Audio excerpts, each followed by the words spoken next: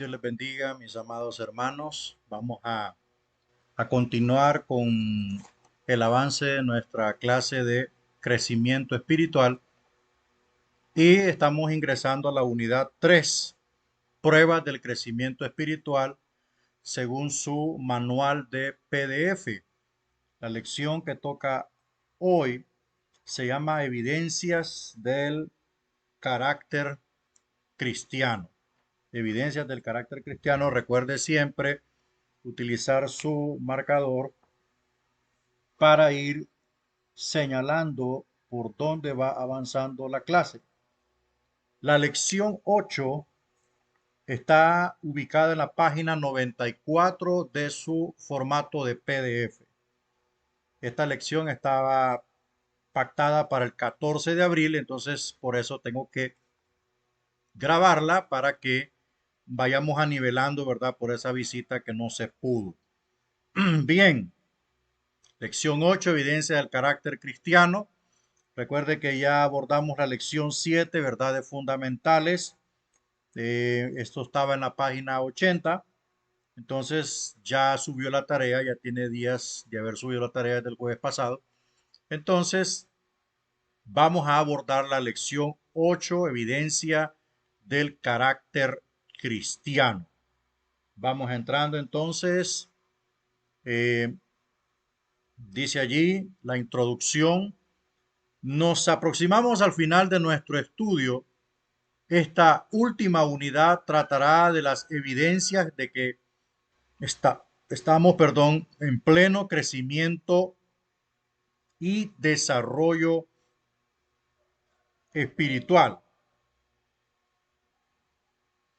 La palabra evidencia significa algo que proporciona pruebas de una cosa. Las Sagradas Escrituras contienen muchas claras enseñanzas sobre las evidencias cristianas. Bien sabemos que en los tribunales de justicia se presentan a menudo evidencias, constituyen la prueba de la culpa o la inocencia de las personas sometidas a juicio. El juez o magistrado, en algunos casos, un jurado formado por un determinado número de personas, debe pesar las evidencias.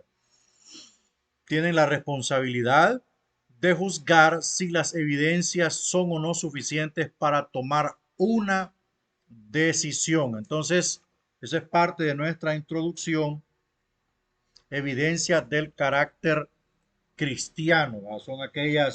Son aquellas pruebas o señales que da un creyente acerca de su carácter o de su crecimiento espiritual en este caso. Vamos avanzando entonces.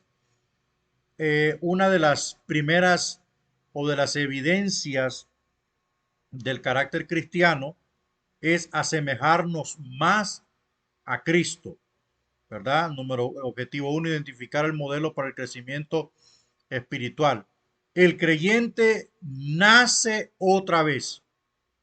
Como ya hemos visto en el seno de una familia, el recién nacido, en este caso espíritu o simiente, o sea, la fuente del nuevo creyente, que está en él, contiene la semejanza de Dios.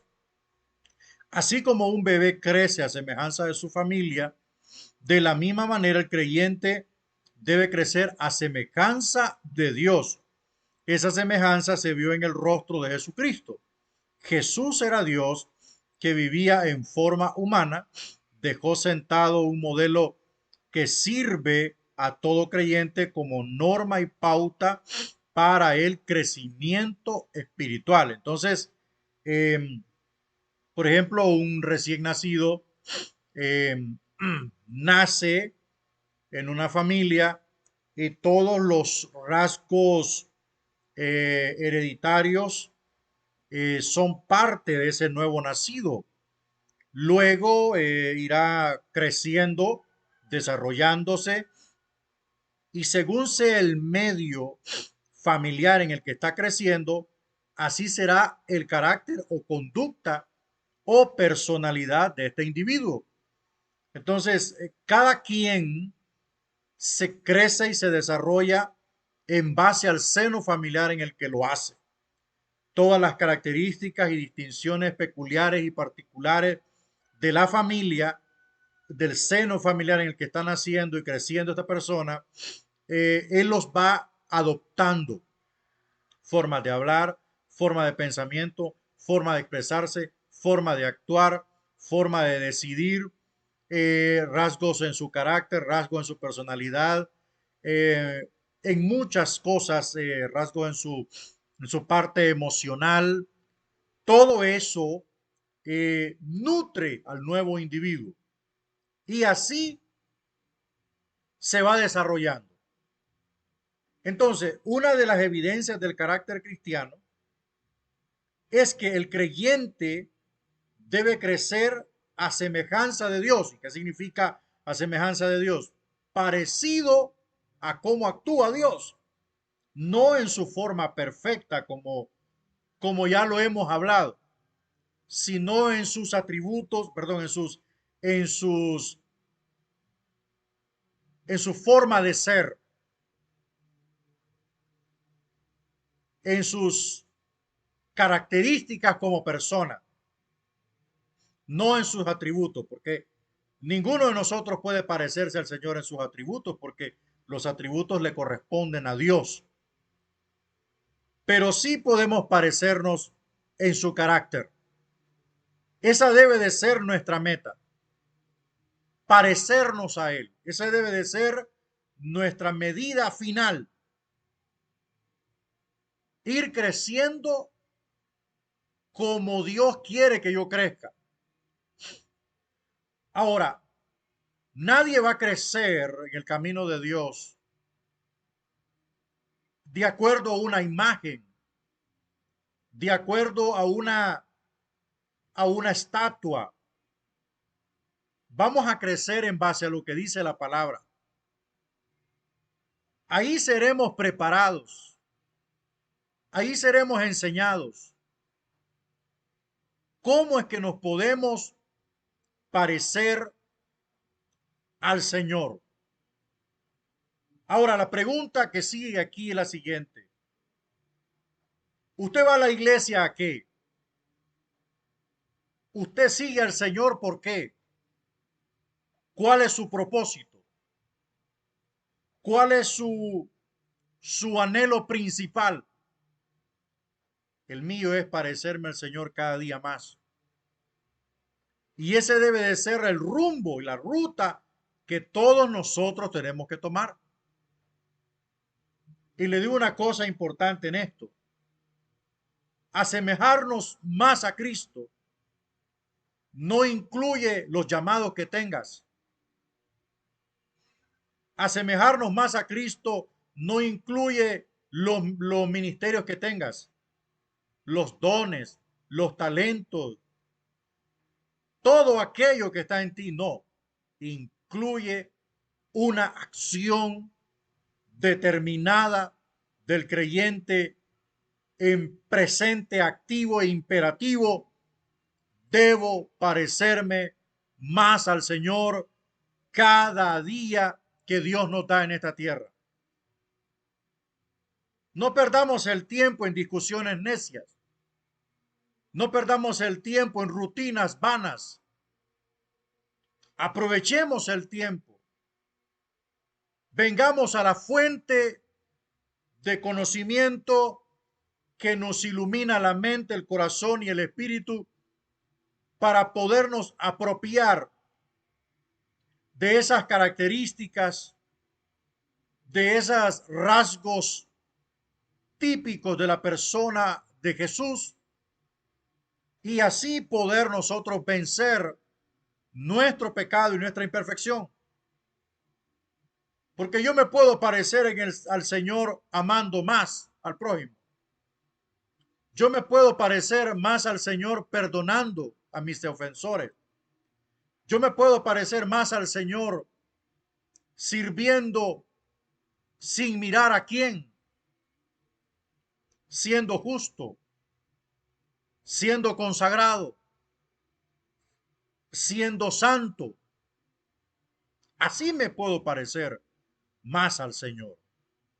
Entonces, la primera evidencia de que el creyente está creciendo y que está madurando es que cada día debe parecerse más al Señor Jesucristo. Veamos las características de la vida de Jesús. Nuevamente decimos que nuestra meta es alcanzar la semejanza en Cristo. Dios quiere que lleguemos a ser como su Hijo. Podemos saber cómo es esa semejanza. Jesucristo vivió entre nosotros.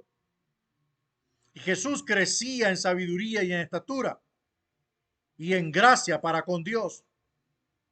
Y los hombres, según Lucas 2:52, aceptó su papel de siervo para cumplir los propósitos que Dios tuvo respecto de él.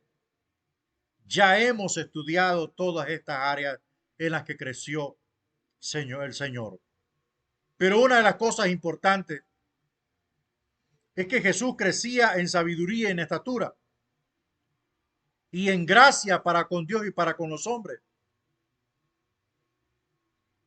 Esto nos ayuda profundamente a nosotros, porque siendo Él Dios mismo en la carne, no se aferró a que su naturaleza fuese perfecta, sino que como persona, su humanidad también debió pasar por los procesos que todos nosotros estamos pasando. Y uno de ellos es que creció en sabiduría. Eso a nosotros nos debe motivar enormemente. Porque si siendo Dios ya lo sabía todo, Él era la palabra viviente. Pero dice que crecía en sabiduría. Y la sabiduría yo la obtengo en base al conocimiento. No me diga usted que un analfabeta tiene el mismo grado de conocimiento y sabiduría que una persona letrada y preparada. Eso es inaceptable. Entonces el creyente, ¿cómo pretende decir que tiene la sabiduría de Dios si no se prepara? No estudia, no viene a ser preparado, a ser formado en la palabra. Incurre en los mismos pecados y las mismas faltas que son producto de su ignorancia, tanto doctrinal, escritural y de letras. Porque en la vida cristiana no solamente es espíritu la cosa, también se necesita el fundamento poderoso de la palabra. Un creyente con un carácter fundamentado en la palabra de Dios es un creyente entendido y es un creyente que va en crecimiento. Crecía en sabiduría. Y la sabiduría es la llave para todo lo que se necesita en esta vida espiritual para crecer. En gracia para con Dios y en gracia para con los hombres. Este crecimiento en conocimiento de la palabra y de todo le hizo entender al Señor que debía aceptar su papel de siervo, porque para cumplir los propósitos de Dios en nuestras vidas necesitamos renunciar a muchas cosas, a muchas comodidades, a muchos derechos. Necesitamos renunciar a todas esas cosas para que Dios cumpla sus propósitos en nuestras vidas. Y un creyente, hermanos, que no se parece a Cristo, un creyente que no quiere crecer, es un creyente que Dios no puede hacer nada con él. Dios no puede depositar su propósito o Dios no puede depositar en esa persona los medios necesarios para alcanzar los propósitos a través de él si no está en crecimiento. Y esto ya lo hemos dicho, ya lo hemos hablado, mis hermanos. Una de las cosas importantes que tenemos que entender es que debemos crecer. y debemos apropiarnos de todos los medios para poderlo hacer. Vamos avanzando. Estudiar el carácter de Jesús demandaría toda una vida de esfuerzo. Es de esperar que eso haga precisamente usted, pero en este curso simplemente llamaremos la atención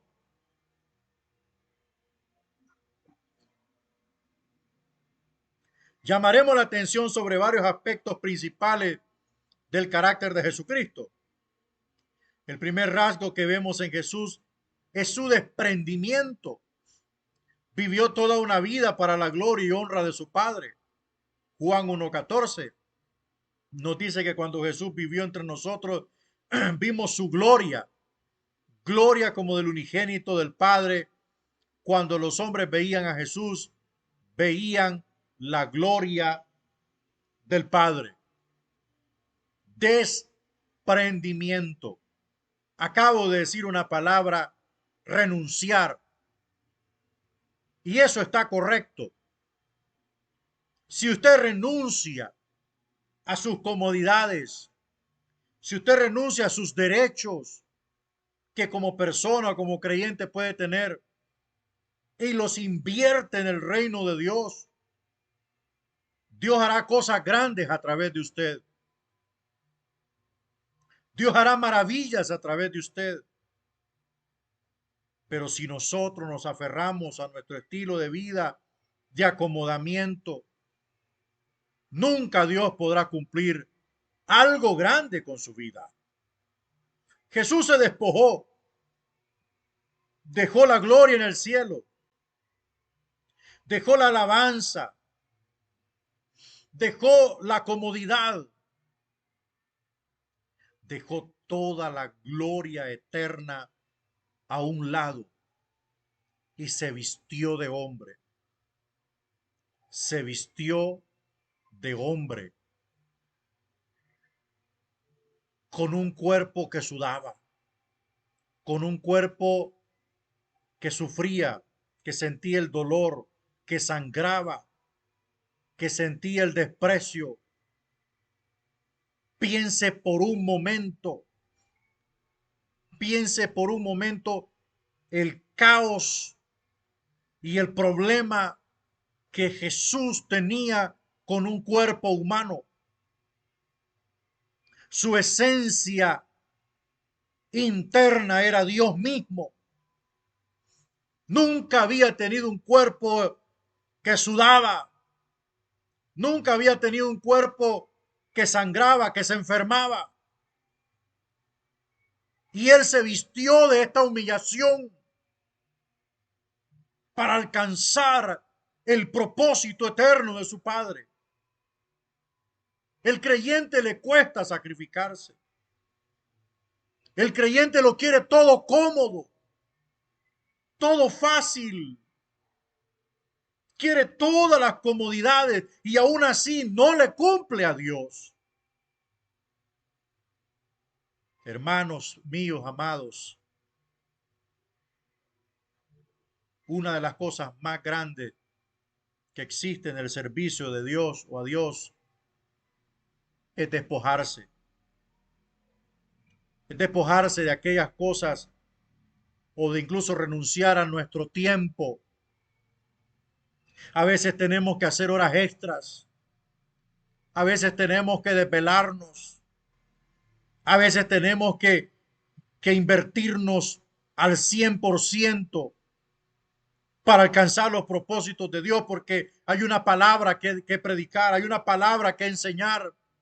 Hay personas que tienen necesidad de ser enseñados.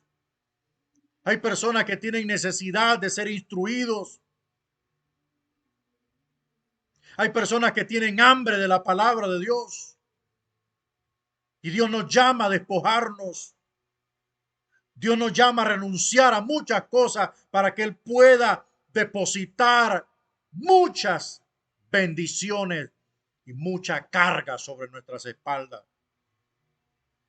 Jesús dejó la gloria, dejó la adoración de los ángeles, dejó la alabanza, dejó todo se despojó de eso, vino aquí, tomó forma de hombre, vino a este mundo a sentir el desprecio. Él nunca había sido ofendido, nunca había sido cuestionado, nunca había sido rechazado. Toda la vida que tuvo Jesús acá, sus más de 30 años aquí, fueron una experiencia marcada en la vida del Salvador. Él sí pudo pagar el precio del sufrimiento. Y nosotros, hermanos, que cuando se nos dice, ay, hermano, la materia Antiguo Testamento va a durar 5 meses. Oh, no, mucha palabra, mucho tiempo, rápido todo, un mes, lo mínimo 2 meses. ¿Por qué a las cosas de Dios le quitamos el tiempo? ¿Por qué a la enseñanza de la palabra le robamos el tiempo? No podemos condicionar a Dios. No podemos condicionar al Señor y a su palabra. Para las redes sociales, los creyentes invierten horas y horas y horas. Y sumadas todas estas horas, le puedo garantizar que en redes sociales el creyente invierte meses de tiempo. Pero cuando venimos a un instituto bíblico y nos dicen, mira, Nuevo Testamento dura 5 meses, Profetas dura 5 meses, queremos aprenderlo todo en 3 horas y ya salir capacitado. ¿Quién le ha dicho? ¿Quién le ha dicho? Estaba viendo el informe, el perfil, la hoja de vida del cardenal católico Óscar Andrés Rodríguez. Ese hombre tiene como unos 15 títulos. Es máster en esto, es máster en lo otro, es bachiller en teología, es todo. Ese hombre es una eminencia, tanto en lo religioso como en lo secular. Y yo digo, ¿cómo este hombre pudo adquirir todos esos títulos si solamente tiene como 82, 85 años de edad? Y me ponía a pensar y me dio gran tristeza. ¿Sabe por qué? Porque hay pastores que prefieren estar hablando burradas en un púlpito a venir a ser enseñados y preparados y equipados en un instituto bíblico o en un seminario teológico. Eso es lo que más tristeza da, que nos cuesta desprendernos para ser formados, para ser preparados, para crecer en sabiduría, para que en nuestra boca haya una palabra sabia, para que nos conozcan como hombres prudentes, como hombres sabios, como hombres pensantes para hablar, no como el animal que actúa sin pensar. Nos cuesta despojarnos. A todo le hallamos pero. A todo le hallamos, hermanos, una excusa. Pero para perder el tiempo en otras cosas, nosotros no escatimamos esfuerzo. Puedo decirle que muchos han perdido más su tiempo en el púlpito por ignorantes que hayan aprovechado algún porcentaje en el púlpito por conocedores de la palabra. Muchas cosas se han dicho y se han enseñado sin conocimiento. ¿Por qué? Porque el hombre se aferra mejor a ser un empírico. El hombre de Dios le sale más fácil ser empírico porque nos cuesta formarnos, porque es una cuestión de base, es una cuestión de cultura. ¿Cuántos niños analfabetas existen? Es una cuestión de base, de raíz. Pocos son los hombres y mujeres de Dios que les gusta prepararse. Pero puedo decirle una cosa, en este instituto bíblico hay más mujeres que hombres preparándose. Y eso me dice a mí que en el cielo van a haber más mujeres que hombres, porque los hombres casi que les cuesta entregarse al Señor. Desprendimiento, despojarse, eso es lo que vemos en la vida de Jesucristo. Aparte del carácter desprendido de Cristo, hubieran otras dos características prominentes en la vida de Jesús que nos sirven de modelo. Las dos se les nombra en Filipenses capítulo 2, versículo 5 al 11.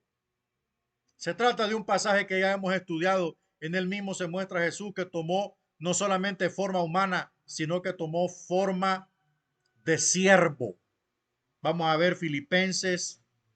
Recuerde siempre tener su Biblia, hermanos. Y pues si no tiene su Biblia, pues venda su celular y compre una Biblia buena, hermano.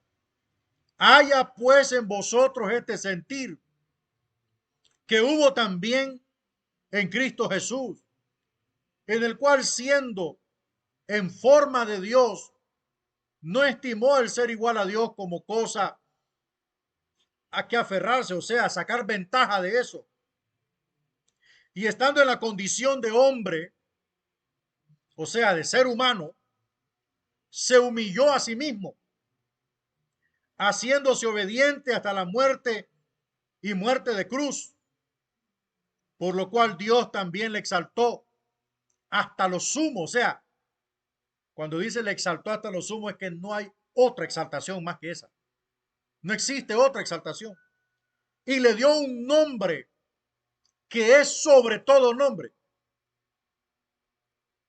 O sea, ese nombre es un nombre de autoridad. Es un nombre que significa salvación para el que se arrepiente. Pero es un nombre que hace temblar y hará temblar las más profundas entrañas del infierno. Para que en el nombre de Jesús, porque antes se llamaba el Hijo de Dios, para que en el nombre de Jesús se doble toda rodilla. Mire los estratos en donde ese nombre tiene rango, autoridad, jerarquía, exaltación, reverencia, prominencia, poder, dominio y toda autoridad de los que están en los cielos. Toda la creación en el cielo dobla su rodilla ante aquel que porta el nombre de Jesús. Y en la tierra, hasta este momento, pocos somos los que doblamos nuestra rodilla delante del Rey de Reyes.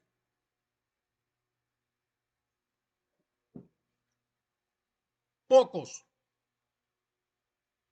Pero viene un día en donde Él instalará el reino milenial en la tierra y todos doblarán su rodilla ante Él. En la tierra y debajo de la tierra. O sea, el cielo, la tierra y el infierno se rinden ante el poder, la autoridad, el dominio, la majestad y la jerarquía del grandioso Salvador Jesucristo. Entonces, y el verso 11 añade y dice, y toda lengua confiese que Jesucristo es el Señor para gloria de Dios Padre. O sea, toda lengua, todo género de lengua, sean chinos, coreanos, japoneses, rusos, alemanes, toda lengua, dialecto, derivado, idioma, todo lo que sea, todo idioma, lengua, dialecto, lo que sea, confesará que Jesucristo es el Señor para gloria de Dios Padre. Entonces, estas dos características prominentes en la vida de Cristo es que tomó forma de hombre, pero no se quedó allí como un chico bonito, como un superhombre, como un superpower para enseñar a estos tipos, les voy a enseñar cómo se hacen las cosas. No, en su humanidad no se vistió de arrogancia, no se vistió de jactancioso porque era Dios por dentro. No, no tomó ventaja para pagar el precio, para enseñarnos a ser humildes, no tomó ventaja de ser Dios. Usó su divinidad cuando la tuvo que usar, pero para otras cosas, y todo el precio de la humanidad lo pagó como ser humano. Se humilló, tomó forma de siervo, no vino para ser servido, vino para servir. Esas son evidencias que Dios quiere ver en los creyentes.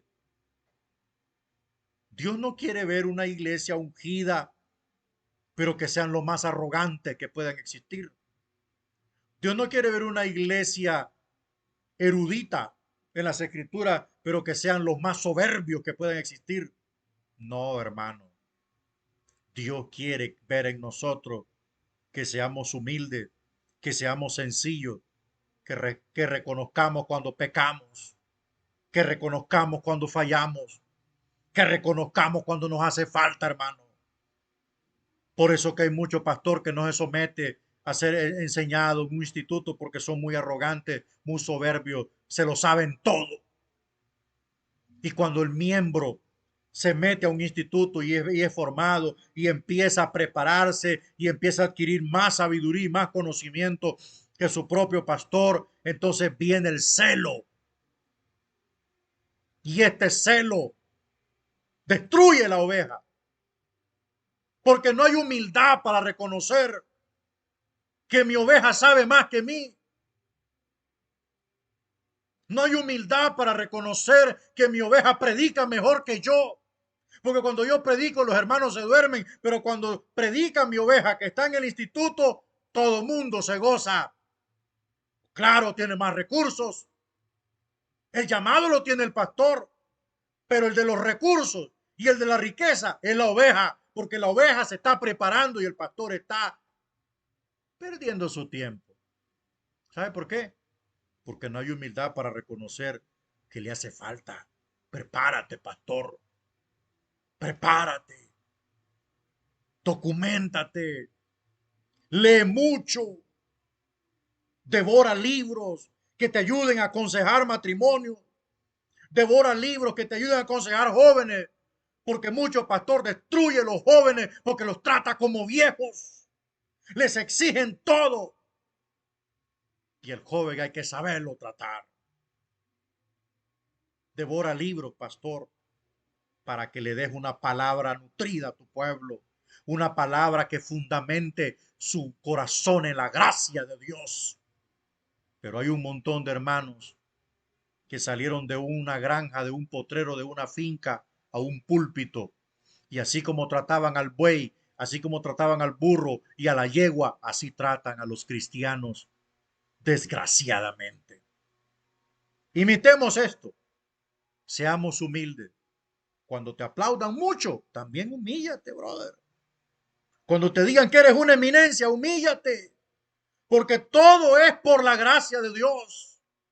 Todo es por su gracia. Veamos lo que dice Filipenses 2, 5 al 11. Allí está para que lo mire mejor. Haya pues en ustedes esta actitud que hubo también en Cristo Jesús, el cual, aunque existía en forma de Dios, no consideró el ser igual a Dios como cosa a que aferrarse, sino que se despojó a sí mismo tomando forma de siervo, haciéndose semejante a los hombres, y hallándose en forma de hombre se humilló él mismo, haciéndose obediente hasta la muerte y muerte de cruz. O sea, tu obediencia y tu humildad tienen un límite hasta que muramos. Hasta que muramos. Hay gente que dice, no, hermano, mire, yo de la cintura para arriba, pues soy cristiano y de la cintura para abajo no soy cristiano. ¿Dónde ha visto eso? Esa ideología del diablo. O es todo o es nada. Pero una cosa sí le digo. Están cometiendo muchas cosas en la iglesia. ¿Sabe por qué? Porque hay corazones arrogantes en la casa de Dios. ¿Sabe qué dicen algunos? Que para qué estudiar un instituto bíblico. Que Dios da la revelación. Que Dios da la revelación, que no necesitan tanto. Por eso andan diciendo tantas burradas. Y hay mucho pueblo alimentado. Hay mucha oveja que está siendo alimentada como se alimenta el burro. No sé si usted sabe, pero yo he aprendido algo aquí en este lugar, en Olancho, hermano, que el burro come de todo. Mire, el burro come cartón, el burro come plástico, el burro come jabón, el burro come ropa, el burro come nylon, el burro come, hermano, de todo. No se sabe. Y hay tanta oveja que está siendo alimentada como el burro. La oveja, la Biblia dice que debe ser alimentada con pasto bueno, delicado, verdecito, jugoso, nutritivo. Pero con tanto hermano que se sube en un púlpito a hablar sandeces, a decir malas palabras en un púlpito, ya no respetan la palabra de Dios. Por muchas versiones de la Biblia que tú compres, hay que respetar la palabra de Dios. Tú no eres Dios para ir respetar la gloriosa palabra de Dios. Este hombre glorioso y perfecto llamado Jesús se humilló hasta la muerte. No hasta cierto tiempo, hasta la muerte.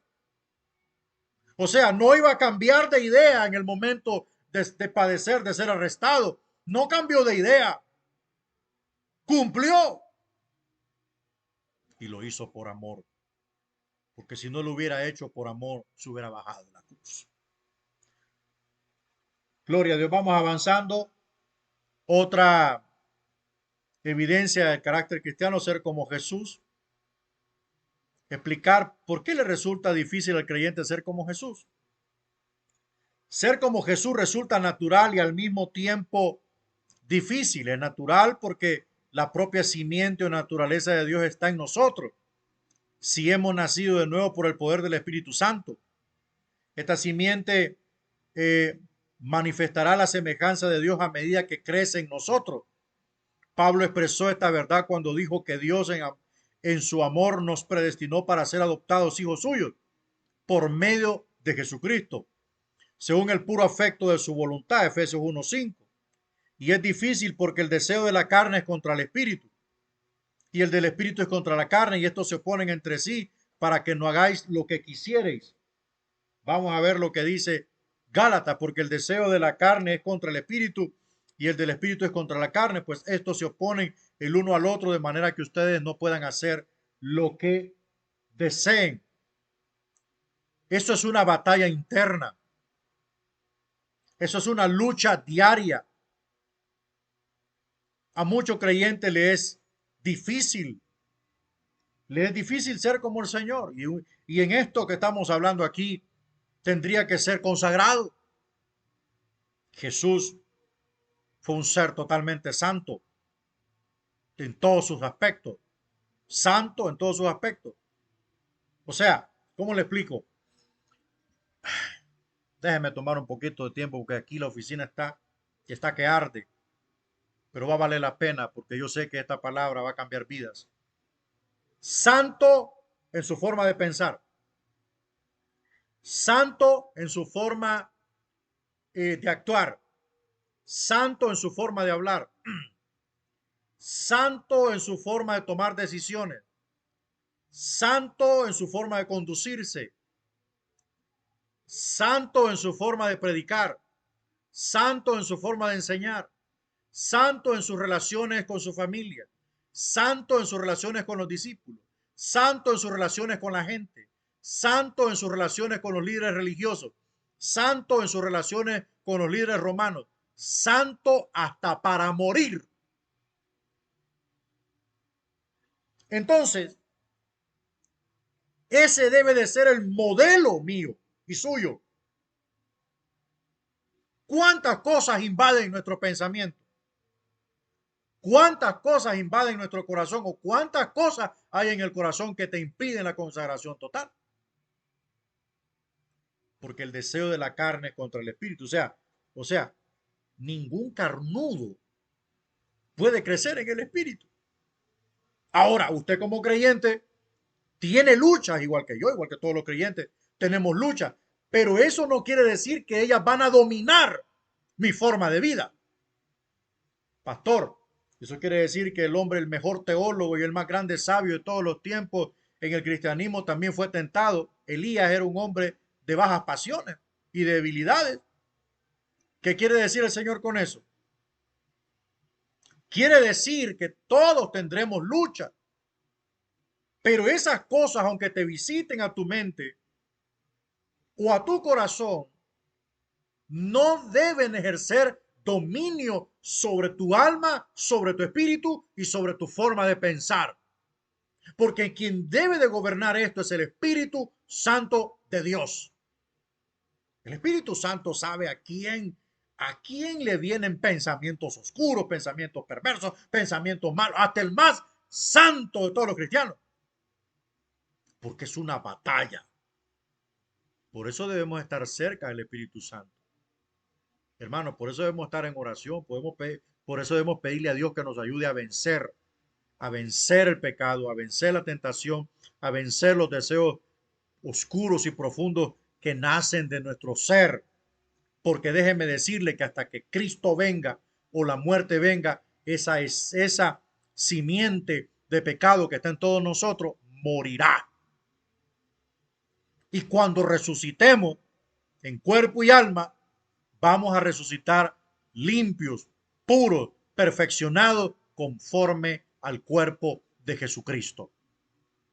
Nada que ver con el pecado. Pero mientras tanto, tenemos que luchar por la consagración. Yo le invito a que le pida a Dios, haga un nuevo pacto con Dios y dígale, Señor, ayúdame a vencer. Señor, ayúdame a vencer estas cosas que me invaden. Ayúdame a vencer estas cosas que se apoderan de mí, Señor. Yo te amo, pero vienen esas cosas, hermano. ¿Quién dice que porque te lleguen esas cosas, esos pensamientos malos, eróticos, inmorales, malos, violentos, perversos, no quiere decir que tú no ames a Dios? Nadie está diciendo eso.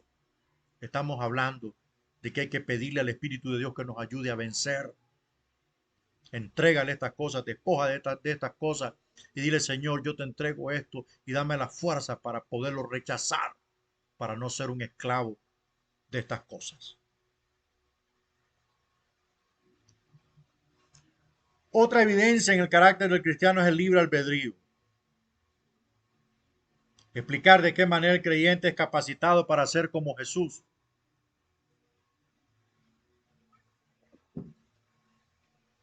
Recordemos que Pablo dijo de Jesús en Filipenses 2:7, se despojó a sí mismo, tomando forma de siervo, hecho semejante a los hombres. El espíritu del hombre, incluida la volición o voluntad, es lo más elevado del hombre, la voluntad. Ahí está el centro operativo de mando del hombre, en la voluntad. Está en todo creyente la simiente de la semejanza de Dios. Como dice el apóstol Pedro, la naturaleza divina fue implantada en nosotros. Pero el creyente debe tomar la decisión de permitirle a Dios que su naturaleza se exprese brillando a través de él, según Efesios 3:16 y 3:19 nos informan de qué manera el creyente toma esta decisión. Vámonos a Efesios 3, Efesios 3, 15, perdón, 16 y 19. Para que os dé conforme a las riquezas de su gloria, el ser fortalecidos con poder. ¿A dónde? En el hombre interior, por su espíritu. O sea, no este hombre exterior, eres tú por dentro. Eres tú por dentro. Es tu voluntad. Es la fuente donde nacen tus decisiones. El hombre interior. Es ahí donde la persona dice, sí me entrego. Y donde la persona dice, no me entrego.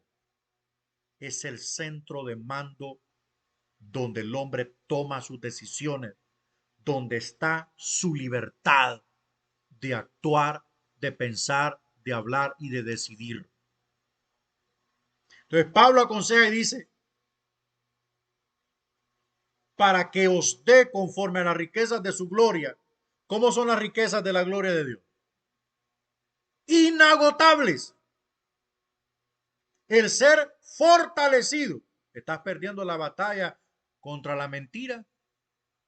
Estás perdiendo la batalla contra el robo. Estás robando.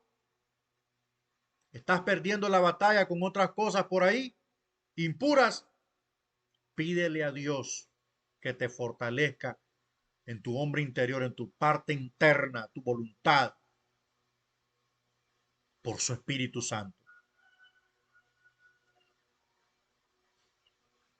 19. Y de conocer el amor de Cristo que excede todo conocimiento, para que seáis llenos de toda la plenitud de Dios. Si el hombre no le cede la voluntad a Dios, ¿cómo te va a llenar Dios? Porque muchos caen, se levantan, caen, se levantan. Está claro que cada domingo que el pastor hace el llamado, el hermano Pancho se reconcilia porque el hermano Pancho está dividido, pues. Tiene su esposa en su casa, pero tiene la otra en otra aldea, la otra en la otra aldea, la otra por allá, la otra por acá. O sea, está dividida su voluntad.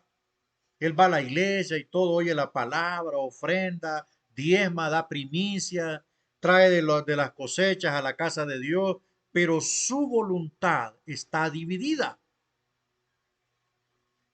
Entonces es imposible que se cumpla la palabra para que seáis llenos de toda la plenitud de Dios. O sea, cuando Pablo habla esto, no quiere decir que vendrá el glorioso poder y la eternidad de Dios a llenar a un creyente. No, hermano.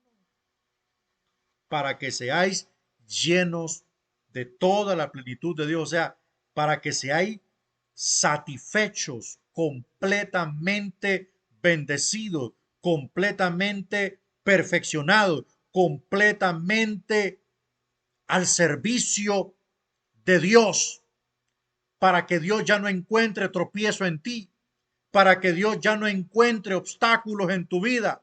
No puede traer la revelación a tu vida si hay esto, si hay lo otro, porque Dios no es como usted y como yo. Dios no tolera esas cosas. Entonces, Dios tiene que limpiar primero. Tú tienes que entregar. Dios no va a limpiar a nadie si no viene a ser limpiado. Es parte de la libertad. Es parte del libre albedrío. Tú tienes el libre albedrío. Yo lo tengo, pero si ni yo ni tú venimos al altar del Señor y le decimos, mira, Señor, vengo derrotado, vengo con las manos caídas, vengo off, necesito tu ayuda ya. Oh, entonces el Señor dice en su palabra, acercaos pues a Dios y Él se acercará a vosotros. Tú tienes tu voluntad, tú puedes ir donde tú quieras, pero Dios no va a obligar a nadie. Ahora, cuando el hombre cede la voluntad a Dios, entonces Dios empieza a quitar, a quitar, a quitar, a quitar, empieza a llamarte a la oración, empieza a buscarte, empieza a tratar contigo por sueño, por visión, por revelación, empieza a hablarte, empieza Dios a tratar contigo porque tú estás entregando, tú te estás acercando. Tú has cedido tu voluntad al Señor y Él empieza a tomar el control y empieza a cambiar tu vida, empieza a ser transformado, empiezas a experimentar el poder y la gracia de Dios, empiezas a experimentar la presencia del Espíritu Santo. ¡Wow! Dios empieza a hacer cosas grandes porque tiene que cumplirse que seáis llenos de toda la plenitud de Dios. Todo lo que Dios le puede dar al creyente, Él lo quiere entregar, pero si el creyente no cede, Dios no cede tampoco. Dios es un ser caballeroso, súper caballeroso. Mire, he aquí estoy a la puerta y llamo. Él toca para entrar. Pide permiso para entrar, aunque él sea Dios. Satanás no, hermano. Una media aberturita y se mete. Yo no sé cómo hace, pero él se mete. Sometimiento al Espíritu Santo. Relacionar el sometimiento del Espíritu con el asemejarse a Jesús. En las lecciones 4 y 6 estudiamos el ministerio del Espíritu Santo. Recordemos que el Espíritu Santo fue el que capacitó a Jesús para llevar a cabo el propósito de su función humana. O sea, vemos en el Evangelio de Lucas la operación gloriosa del Espíritu Santo, presente, activa, total, dominante, influyente en el ministerio, vida y persona de Cristo. Jesús fue dirigido y ungido por el Espíritu. El hermoso carácter de Jesús solamente puede ser nuestro en la medida que el Espíritu controle nuestra vida. El apóstol Pablo escribió a los Gálatas: si vivimos por el Espíritu, andemos por el Espíritu. O sea, si tú dices que el Espíritu de Dios está en ti, entonces vive para el Espíritu. Aquí es donde mucha gente se contradice. Oh, que el fuego de Dios, que gloria a Dios, que la unción, que el derramamiento, que las lenguas, que la danza, que la visión, que la vigilia, que el ayuno. Pero sus vidas dicen todo lo contrario. Porque si vivimos por el Espíritu, también andemos por el Espíritu. Es un parafraseo esto. Es un juego de palabras. Si un creyente profesa que el Espíritu de Dios está en él, que está lleno del Espíritu Santo, entonces su diario vivir debe decir también lo mismo. Porque si no es así, no está sometido al Espíritu Santo. ¿Y cómo se va a parecer a Jesús? ¿Cómo va a decir que está creciendo espiritualmente si todavía está estancado en el charco de la mentira? ¿O cómo va a decir que está lleno del Espíritu Santo, que Dios le habla, que Dios le revela, si todavía está estancado en el charco de la fornicación? O de la crítica o del chambre. Entonces, si vivimos por el Espíritu, entonces cada día de nuestra vida debe estar presente el Espíritu. Porque muchos cristianos, el Espíritu solo se hace presente en la iglesia.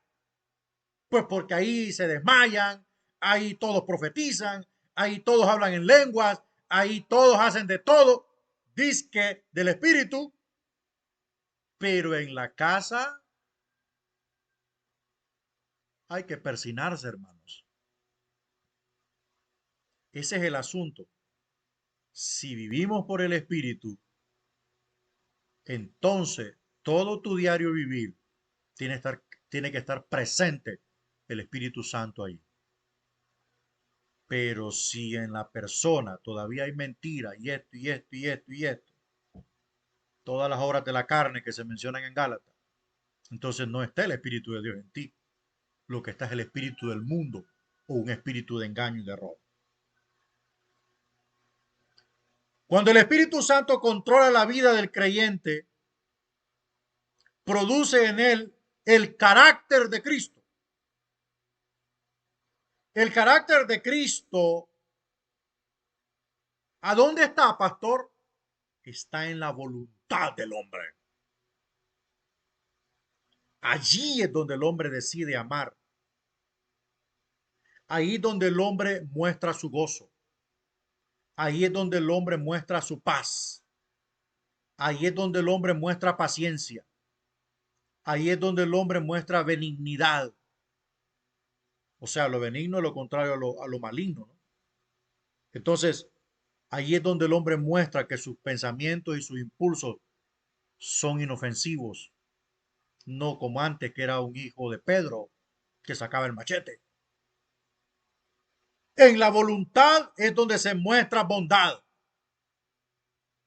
es donde se muestra fe, es donde se muestra mansedumbre y es donde se muestra templanza.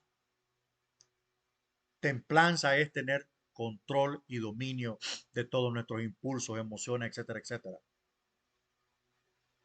Recordemos que ser lleno significa estar bajo el control o la influencia del. No se le olvide, estar lleno es estar bajo el control y la influencia. Nunca dice que es el que más vomita, que es el que más lo liberan, que es el que más se desmaya, que es el que más habla lengua, que es el que más ayuna. No, es el que está bajo el control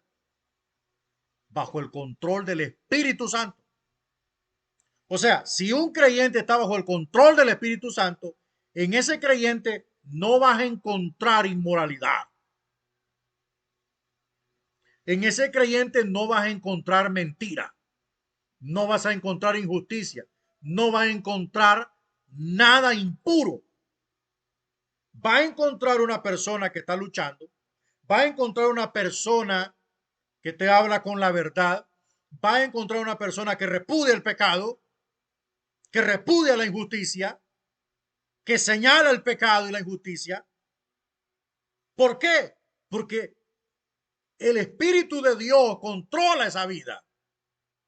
Siempre tiene libertad el hombre, pero no para ir en pos del pecado. No para estar nadando en dos aguas, ni bailando dos piezas, el mundo y Cristo, sino para ir en pos de lo que agrada a Dios. Mientras más permitamos al Espíritu de Dios que controle nuestras vidas, más semejantes seremos a Jesús, nuestro carácter y nuestra vida. Vamos avanzando. Otra evidencia en el carácter de cristiano es nuestro estilo de vida. Un día Jesús subió al monte y se sentó a enseñar a la multitud que se había congregado para escucharlo. Generaciones de creyentes han denominado estas enseñanzas con el nombre del Sermón del Monte. Forman parte de este maravilloso sermón breves afirmaciones llamadas bienaventuranza. La palabra bienaventuranza significa la máxima felicidad o 3 veces dichoso. Lo que Jesús describió en estas breves afirmaciones fue un tipo o manera de vivir que de cumplirse redundaría en verdadera felicidad. Establecer quién produce en los creyentes y fieles y humildes el crecimiento espiritual que surge de actitudes descritas en las bienaventuranzas. Vámonos a Mateo 5, 3 al 10. Bienaventurados los pobres en espíritu, pues de ellos es el reino de los cielos. Pastor, ¿quién es alguien que es pobre de espíritu? Un pobre de espíritu no es aquel que anda la camisa más decrépita, el pantalón más roto o más viejito. El pobre de espíritu no es aquel que es el más humilde, así, más sencillito, a duras penas puede comprar un par de zapatos. El pobre de espíritu es aquel que sabe que ha logrado el éxito y que ha alcanzado muchos logros, pero que todavía le falta algo.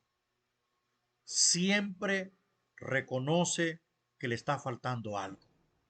Ese es un pobre de espíritu. Esa es una persona que reconoce cuando algo le hace falta, que no lo sabe todo, que no lo ha obtenido todo. Siempre le hace falta. Bienaventurados los que lloran, pues de ellos serán consolados. Bienaventurados los humildes, ellos heredarán la tierra. Bienaventurados los que tienen hambre y sed de justicia, pues ellos serán saciados. Bienaventurados los misericordiosos, pues ellos recibirán misericordia. Bienaventurados los de limpio corazón, pues, ellos verán a Dios. Bienaventurados los que procuran la paz, pues ellos serán llamados hijos de Dios. Bienaventurados aquellos que han sido perseguidos por causa de la justicia, pues de ellos es el reino de los cielos. Veamos brevemente entonces las bienaventuranzas en un espíritu de autoexamen para ver en qué medida hemos sometido nuestros corazones al Espíritu Santo. Bienaventurados los pobres en espíritu. El Espíritu Santo nos ayuda a tener permanente conciencia de nuestra necesidad. Esta actitud de dependencia en Dios produce ricas recompensas. O sea, aunque haya alcanzado todo, aunque sea llamado el reverendo, doctor, apóstol, lo que sea, el pobre en espíritu dice, pero hay algo que me hace falta y es estar cerca de Dios. Hay algo que necesito y solo lo puedo encontrar en Dios. David demostró ser pobre en espíritu. David era un hombre rico, poderoso, tenía todos los deleites y placeres, era el ciudadano perfecto y más próspero de Israel en su tiempo. Pero en sus salmos demostró que siempre estaba necesitado de Dios. Eso es ser pobre en espíritu. Bienaventurados los que lloran se refiere a una actitud de tristeza por todo aquello que impide que Cristo sea glorificado en nuestras vidas. Es la piadosa tristeza de la confesión y del arrepentimiento. Es cuando aquella persona viene delante de Dios y le dice, Señor, te he fallado, Señor. He hablado mal del pastor, he hablado mal de mis hermanos, he pecado contra ti, Señor. Yo me arrepiento, yo me siento mal, yo me siento deudor. Perdóname, límpiame, transfórmame, ayúdame a amar a mis hermanos. Y Dios lo perdona, hermano, lo restaura. Bienaventurados los mansos. La propia naturaleza y actitud de Jesús demuestran humildad y sumisión a la voluntad de Dios. La humildad es la característica más fácilmente reconocible de un siervo de Jesucristo. Entonces, mis hermanos, ser manso es más grande que ser humilde. Manso, pero no menso, decía una viejita hace 20 años, cuando yo me convertí. La mansedumbre es aquella persona que no le saca pleito a nadie, porque su corazón es manso, como el de Moisés. No es como el corazón de Pedro, ni como el corazón de Juan, ni de Jacobo, que eran los hijos del trueno, eran hombres de explosión, violento, Felipe, que mandaba a pedir fuego para los samaritanos. El manso es una persona que aunque puede escuchar una crítica en su contra, no lo mueve para buscar pleito ni venganza. Bienaventurados los que tienen hambre y sed de justicia. Esta es la cualidad de la obediencia, de la misma manera que lo dijo Jesús, debe decirlo el creyente aquí, que vengo, oh Dios, para hacer tu voluntad. Eso es lo que debe buscar el creyente, hacer la voluntad de Dios. Bienaventurados los misericordiosos. Aquí la generosa actitud del perdón y de la gracia de Dios. Es inadmisible que los creyentes alberguen sentimientos de amargura y resentimiento en sus corazones. Nuevamente, aquí es una cualidad obvia de la vida cristiana. Hay que derrotar las raíces de la venganza, las raíces del resentimiento, de la amargura y del odio. El misericordioso perdona.